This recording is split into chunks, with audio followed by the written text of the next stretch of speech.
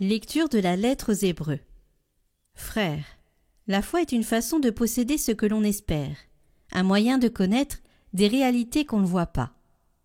Et quand l'Écriture rend témoignage aux anciens, c'est à cause de leur foi. Grâce à la foi, Abraham obéit à l'appel de Dieu. Il partit vers un pays qu'il devait recevoir en héritage, et il partit sans savoir où il allait. Grâce à la foi, il vint séjourner en immigré dans la terre promise, comme en terre étrangère. Il vivait sous la tente, ainsi qu'Isaac et Jacob, héritiers de la même promesse, car il attendait la ville qui aurait de vraies fondations, la ville dont Dieu lui-même est le bâtisseur et l'architecte. Grâce à la foi, Sarah elle aussi, malgré son âge, fut rendue capable d'être à l'origine d'une descendance, parce qu'elle pensait que Dieu était fidèle à ses promesses. C'est pourquoi, d'un seul homme, déjà marqué par la mort, a pu naître une descendance aussi nombreuse que les étoiles du ciel et que le sable au bord de la mer, une multitude innombrable. C'est dans la foi, sans avoir connu la réalisation des promesses, qu'ils sont tous morts. Mais ils l'avaient vu et salué de loin, affirmant que sur la terre, ils étaient des étrangers et des voyageurs. Or, parler ainsi, c'est montrer clairement qu'on est à la recherche d'une patrie. S'ils avaient songé à celle qu'ils avaient quittée, ils auraient eu la possibilité d'y revenir. En fait, ils aspiraient à une patrie meilleure, celle des cieux. Aussi Dieu n'a pas honte d'être appelé leur Dieu, puisqu'il leur a préparé une ville. Grâce à la foi, quand il fut soumis à l'épreuve, Abraham offrit Isaac en sacrifice. Et il offrait le fils unique, alors qu'il avait reçu les promesses et entendu cette parole. C'est par Isaac qu'une descendance portera ton nom. Il pensait en effet que Dieu est capable même de ressusciter les morts. C'est pourquoi son fils lui fut rendu. Il y a là une préfiguration.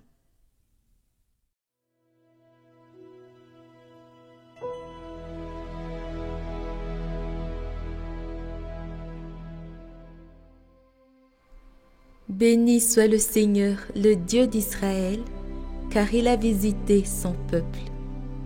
Il a fait surgir la force qui nous sauve dans la maison de David, son serviteur, comme il l'avait dit par la bouche des saints, par ses prophètes, depuis les temps anciens. Salut qui nous arrache à l'ennemi, à la main de tous nos oppresseurs, amour qu'il montre envers nos pères, mémoire de son alliance sainte.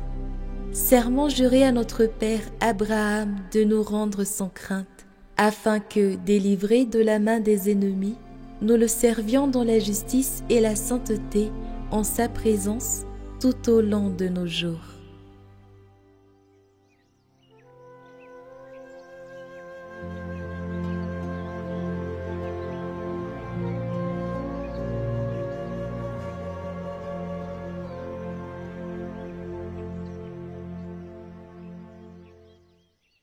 Évangile de Jésus-Christ selon saint Marc.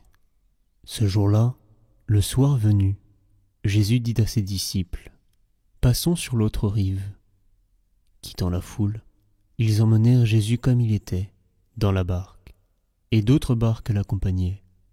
Survient une violente tempête. Les vagues se jetaient sur la barque, si bien que déjà elle se remplissait. Lui dormait sur le coussin à l'arrière. Les disciples le réveillent et lui disent : « Maître, nous sommes perdus. Cela ne te fait rien ?» Réveillé, il menaça le vent et dit à la mer : « Silence, tais-toi. » Le vent tomba, et il se fit un grand calme. Jésus leur dit : « Pourquoi êtes-vous si craintifs ? N'avez-vous pas encore la foi ?» Saisis d'une grande crainte, ils se disaient entre eux : « Qui est-il donc, celui-ci, pour que même le vent et la mer lui obéissent ?»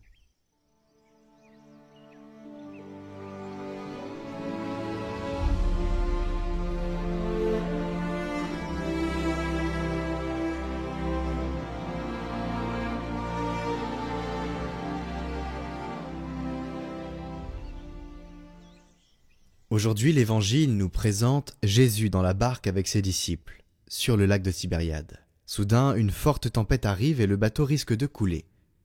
Jésus, qui dormait, se réveille, menace le vent, et tout revient au calme.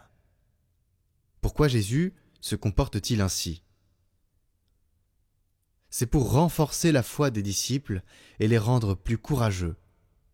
En effet, ils sortent de cette expérience plus conscients de la puissance de Jésus et de sa présence parmi eux, et donc plus forts et mieux préparés pour affronter les obstacles, les difficultés, y compris la peur de s'aventurer à annoncer l'Évangile. Ayant surmonté cette épreuve avec lui, ils pourront en affronter bien d'autres, jusqu'à la croix et au martyre, pour apporter l'Évangile à tous les hommes. Et Jésus fait la même chose avec nous, spécialement dans l'Eucharistie. Il nous rassemble autour de lui, nous donne sa parole, nous nourrit de son corps et de son sang, puis nous invite à avancer au large, à transmettre à tous ce que nous avons entendu et partager avec tous ce que nous avons reçu. Dans la vie de tous les jours, même quand c'est difficile, Jésus ne nous épargne pas les adversités, mais sans jamais nous abandonner, il nous aide à les affronter et cela nous rend courageux. Sans Monseigneur Ray, Catoglade n'existerait probablement plus. Et si vous voyez la mention soutenue par Monseigneur Ray en description de toutes les vidéos de Catoglade, c'est pas anodin. Et je vais vous expliquer tout de suite pourquoi. Vous vous rappelez de cette vidéo que j'avais faite? J'invitais l'Église à être courageuse, à se recentrer sur l'évangélisation. Je pointais aussi certaines incompréhensions et souffrances des personnes suite à la mise sous cloche du diocèse de Toulon. J'avais parlé à tellement de gens qui m'avaient partagé leur profonde tristesse et surtout la décision de Rome qu'ils ne comprenaient pas, que j'ai décidé de faire une vidéo. Chers amis, je vous invite à aller voir cette vidéo que je vous mets en lien en haut à droite et en description.